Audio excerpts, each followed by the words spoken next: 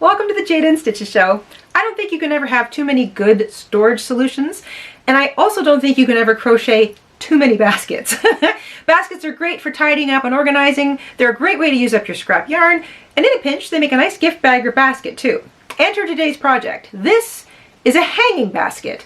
It's of medium size. It's got a little built-in hanger. I made it out of a single ball of size 6 super bulky yarn. If you don't have super bulky yarn, you can use 2 strands of a regular size 4 weight held together. I don't think you need 3 for this.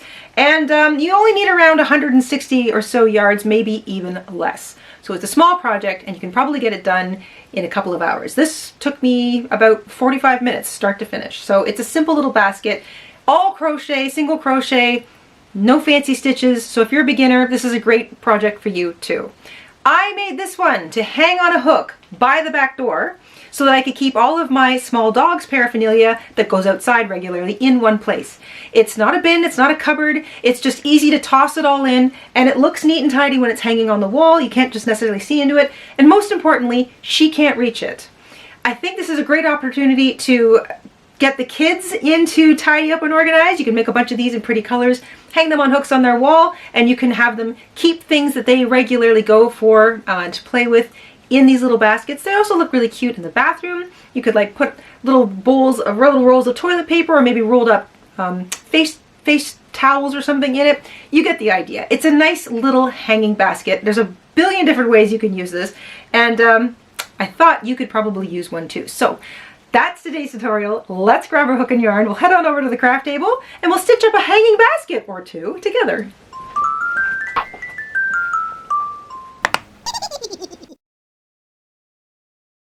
In order to make our hanging basket, I'm using a size 6 super bulky weight yarn. This is 100% acrylic. You need about 160 yards or so for the basket. A pair of scissors, a yarn needle with a large eye so you can get your big thick yarn through it. A stitch marker might be handy, and we're using an 8mm hook, also known as an L or an 11. And once you've got all that together, we can get started. We're going to begin with a cinch circle because we don't want a hole in the middle bottom of our basket. So make a loop around your fingers, pass your hook through that loop, grab the working yarn, and chain 1. And that will make and secure your cinch circle. Work all stitches in row 1 over top of that short tail. 8 single crochet all together in row 1. At the end of row 1, you'll have 8 single crochet. Pull that short tail nice and tight so that your center disappears. We're not joining our rows. We are going to be working in the round, which means we work the first stitch of each new row into what was the first stitch of the row before. So this was stitch 1 of row 1. We're going to single crochet right into it. We're going to start row 2 with 2 single crochet. I'm going to work over top of my short tail. You can leave it out and weave it in later if you like. You also might find it helpful to engage your stitch marker. That is the first of my first 2 stitches that I've just put my stitch marker on, so that tells me that's stitch 1 of row 2. So now all I have to do is focus on putting 2 single crochet in each stitch as I work around. At the end of row 2, I'll have 16 stitches, all of them single crochet. And when I get back to the stitch marker, I'll know that I've finished row 2.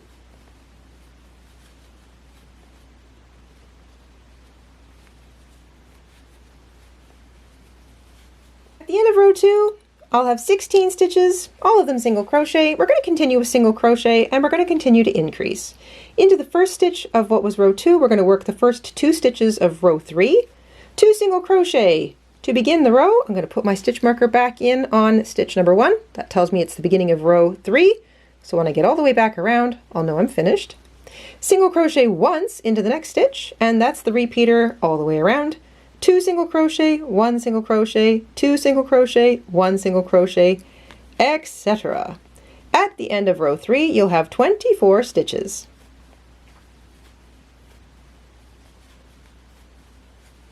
At the end of row 3, you'll have 24 stitches.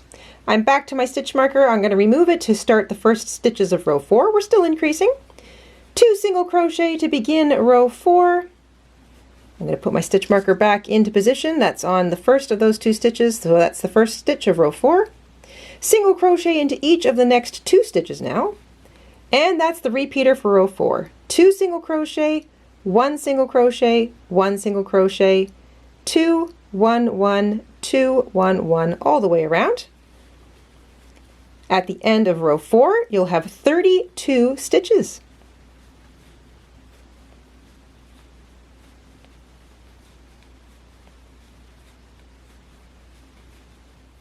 At the end of row 4, you'll have 32 stitches. We're going to continue increasing for row 5.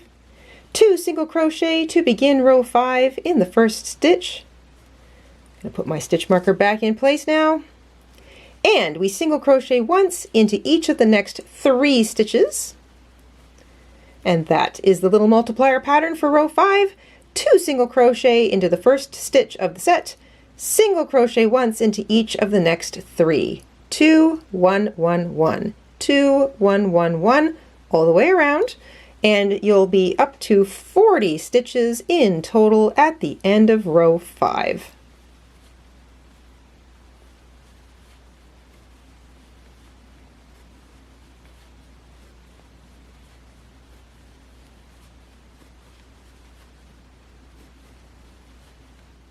At the end of row 5, you'll have 40 stitches. We're going to continue increasing now. For row 6, we're going to begin with 2 single crochet in the first stitch. And I'm going to mark that first of the 2 with my stitch marker. Helps me keep track. And now we single crochet once into each of the next 4 stitches. And that is the multiplier pattern for row 6. 2 single crochet into the first stitch of the set. Single crochet into each of the next 4, 2, 1, 1, 1, 1, all the way around. You'll have 48 stitches in total at the end of row 6, and I'll see you there.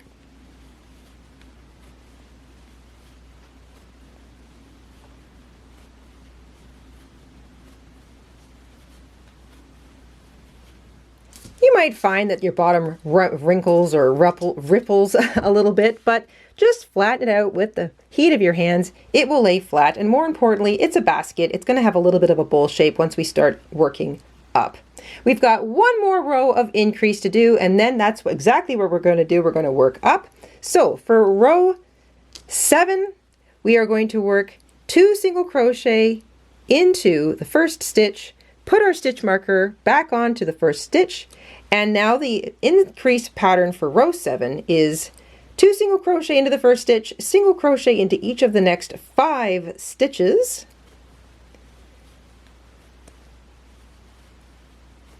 So 2 single crochet and then single crochet into each of the next 5 stitches. That is 7. 7 times 8 is 56. You will have 56 stitches at the end of row 7, and I will see you there.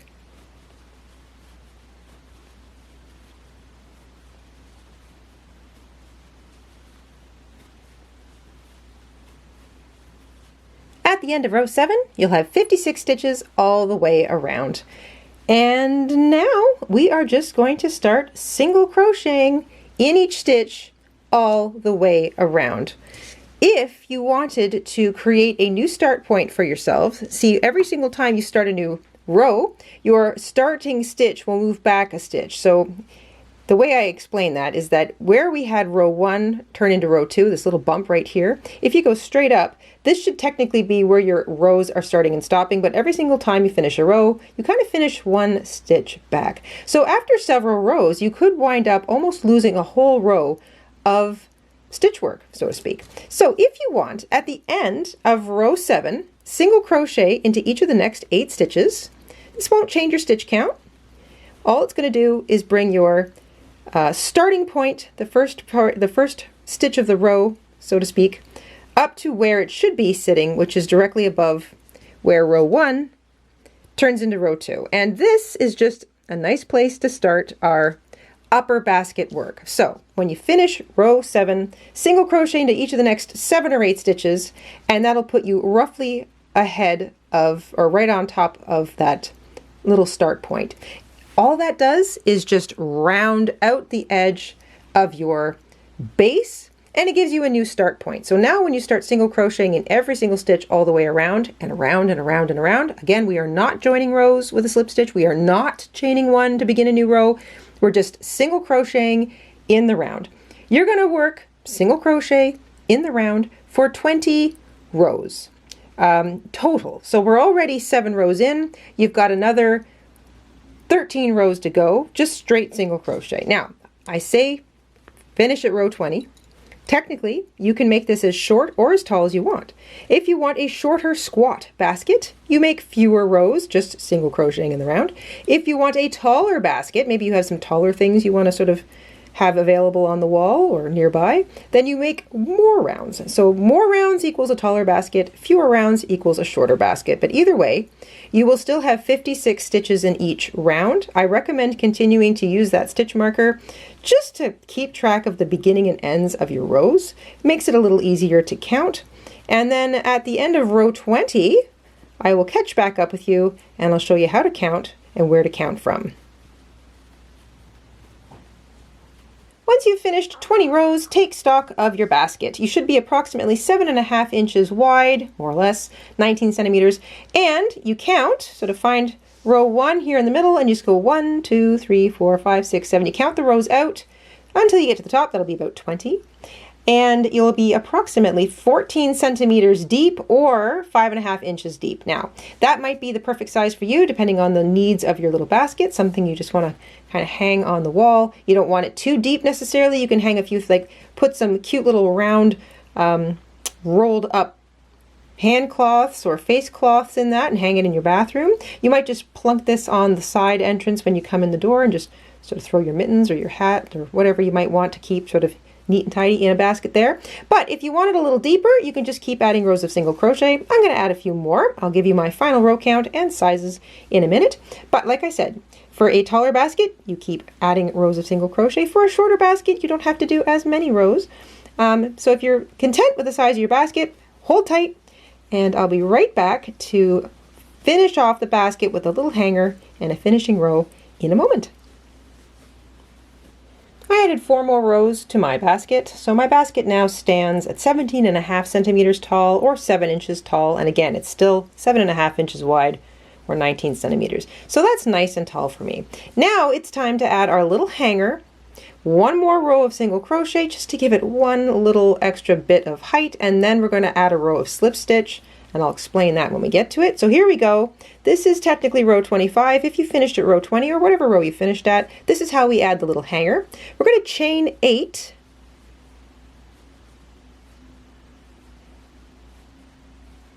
So chain 8 to begin the row.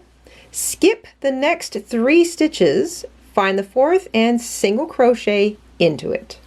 So what you've done is you've chained 8, skipped 3, and now you've got a slightly sort of larger hole than you would if you'd only just chained 3 and skipped 3, or chained 8 and skipped 8. You've got this little kind of like a bit of a handle, and that's how we're going to hang the basket. But we're not done yet. We're going to single crochet in each stitch all the way around.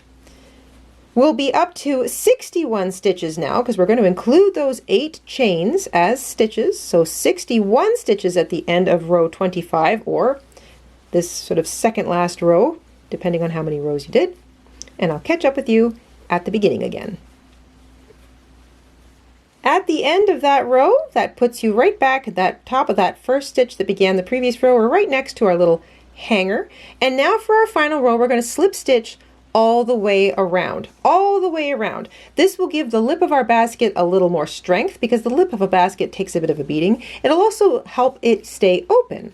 So here we go. We're going to slip stitch into each of those 8 chains. And don't slip stitch too tightly or too loosely. Try to be as even as you can. If you feel, however, that the opening of your basket is a little on the loose side, or your tension's a little loose, or maybe you're worried that it's going to get stretched out because the yarn you're using is a little bit stretchy, then you can crochet a little tighter. So when you get to the actual stitches, the single crochets all the way around, you can tighten up your tension a little bit. If you tighten up your tension as you slip stitch, you will give your basket a much firmer, tighter top. It will be less inclined to stretch out on you. When you get all the way back around to the beginning, before you slip stitch back into that last stitch, you're going to slip stitch into the second last stitch, pull up on your hook, bring your needle from the inside to the outside, grab that working loop, pull that loop through your last stitch instead, and then you can fasten off on the inside and weave in your tails. So slips, sort of pull that to the inside, fasten off on the inside, and that just makes your last little slip stitch end right at your little hanging part. And now, with that yarn needle with the larger eye, you can thread up that big thick string and weave it back through some of those stitches, back and forth a few times until all of your tail is woven in, and you're certain that that tail is not going to want to undo itself. Take your time. This is the finishing step of your little hanging basket.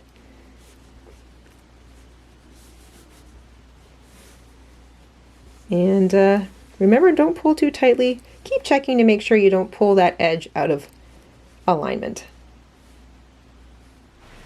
It's a nice depth, it's a good size, you can put a whole lot in it, but best of all, when you look in, you can still kind of see everything that's in it, so you're not about to lose stuff. The little things might sink to the bottom, but they won't be that far away. So I feel like this is a really good size for hanging basket. You can hang them anywhere. You can put them in the bathroom, the bedroom, you can hang them in the shed, the garden shed, maybe the garage or the basement. If you're going to use these for outdoors, like the garage or maybe the shed or something, then it doesn't even matter what yarn you use. Like, just use stuff you don't like anymore, use it up, turn it into a couple of baskets, and just, it's a great place to just hang a bunch of little extra odds and sods. I feel like it's the little things that I lose track of the quickest, and we seem to have a lot of little things in our life. So I hope you find a little hanging basket is just the perfect little weekend project for you, and I hope you enjoyed making one along with me. We'll see you soon here on the Jayda InStitches show. Until then, stay safe, stay crafty, stay organized, and we'll see you soon. Bye guys! Hi everybody, Mr. InStitches here. Thank you for watching today. Here are some of our other videos you might be interested in. Oh, and don't forget to subscribe.